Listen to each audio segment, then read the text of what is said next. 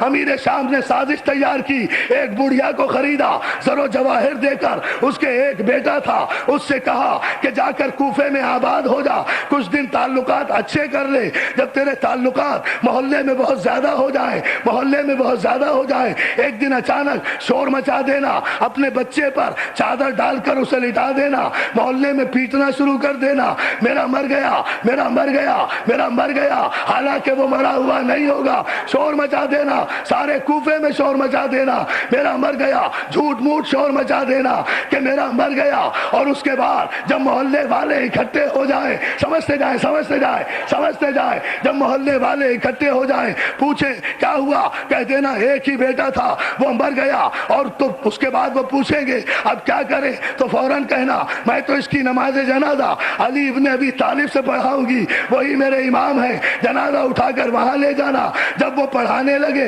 اشارہ کر دینا، یہ اٹھ کھڑا ہوگا، علی کی توہین ہو جائے گی، علی کی توہین ہو جائے گی۔ توجہ توجہ توجہ، ابھی نہیں، ابھی کوئی نعرہ نہیں، نتیجہ دیکھیں، ایک منٹ بیٹا، کوئی نعرہ ابھی نہیں، نتیجہ آئے گا تو انشاءاللہ 8 محرم کا تاریخی نعرہ پھر ہم سنیں گے، کہہ دینا یہی منصوبہ طے پایا، امیر شام نے خریدا، بڑھیا کوفے میں آ گئی، محلے میں ایک مکان لیا، محلے میں ایک مکان لیا، یہ علی کے دشمن، یہ علی کے دشمن جب لوگوں کو خریدتے ہیں علی دشمنی میں تو انہیں مومنین کی آبادی میں بھیج دیتے ہیں، توجہ ہے نا، توجہ ہے نا، بھیج دیا، آ کر کوفے میں قیام کر لیا، اس نے کوفے میں کچھ دن رہی، تعلقات اچھے کیے، کھانا پینا خوب کرتی رہی، پیسہ تو بہت تھا بادشاہ کا دیا ہوا، تعلقات اچھے ہو گئے، ایک دن اچانک خبر آئی، رونے لگی، پیٹنے لگی، میرا بیٹا مر گیا، ایک ہی میرا بیٹا تھا، محلے والوں نے ہمدردی کی، کہا کیا کریں، کہا اسے غسل دے دو، کفن دے دو، میں اس کا جنازہ علی سے پڑھاؤں گی، علی کے پاس جنازہ لے کر پہنچے لوگ کہ یہ بڑھیا چاہتی ہے، علی نے پوچھا کیا چاہتی ہے، مولا چاہتی ہوں اس کی بخشش ہو جائے، میں آپ اس کی نماز جنازہ پڑھا دیں تو اس کی بخشش ہو جائے، علی نے ایک مرتبہ بڑھیا کو دیکھا، زیر لب متبسم ہو کر کہتے ہیں الصلاۃ میت،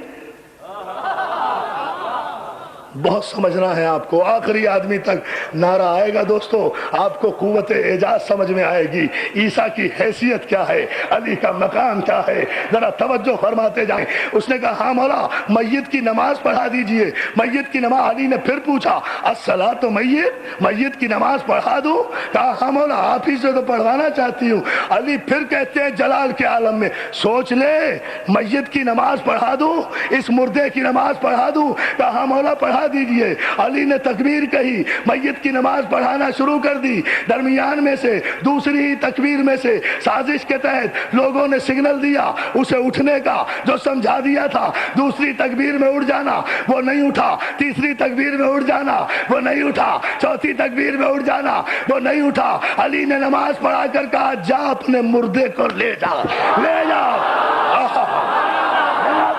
تاریخ علی نے کہا جا اپنے جنازے کو لے جا۔ اب جو علی نماز پڑھا کر ہٹے، بڑھیا اور اس کے حواری تیزی سے اس میت گاڑی تک پہنچے، جو بھی ہوگی اس زمانے میں، توجہ توجہ توجہ، اس میت کے پاس پہنچے، اس کا شانہ ہلایا، ہو تو اٹھے نا، توجہ توجہ، تکوین سمجھا رہا ہوں، تکوین کسے کہتے ہیں، کون فیکون کسے کہتے ہیں، معصوم کا اقتدار کیا ہے، معصوم کا معجزہ کیا ہے، اٹھا اور اس کو لے جا۔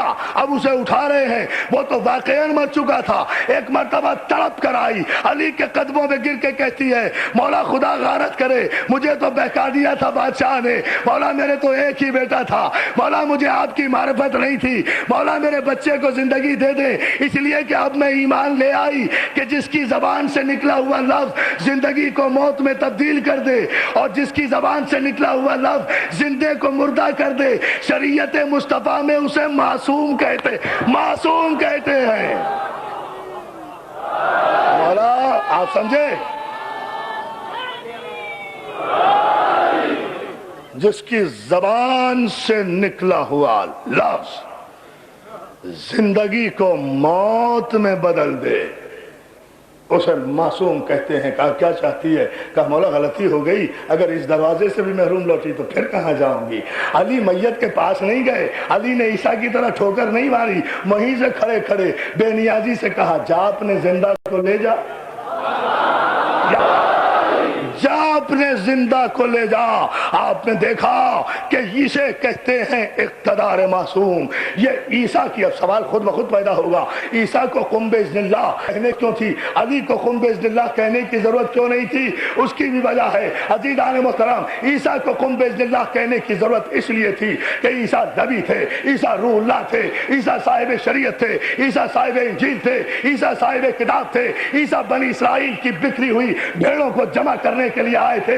عیسیٰ کی نبوت محدود تھی، لیکن علی امام تھا، علی نور اول تھا، علی معصوم تھا. علی کو بإذن اللہ کہنے کی ضرورت اس لیے نہیں تھی کہ علی ہجرت کی شب رسول کے بستر پر توکل کا تکیہ رکھ کر اطمینان کی چادر اوڑھ کر پہلے ہی تو کہہ چکا کہ وَمِنَ النَّاسِ مَن يَشْرِي نَفْسَهُ ابْتِغَاءَ مَرْضَاتِ اللَّهِ. ایک ایسا بھی ہے جو اپنا نفس بیچ کر اللہ کی مرضی لے لیتا ہے. تو یہ زندگی کیا ہے؟ اللہ کی مرضی. یہ موت کیا ہے؟ اللہ کی مرضی. حیات کیا ہے؟ اللہ کی مرضی.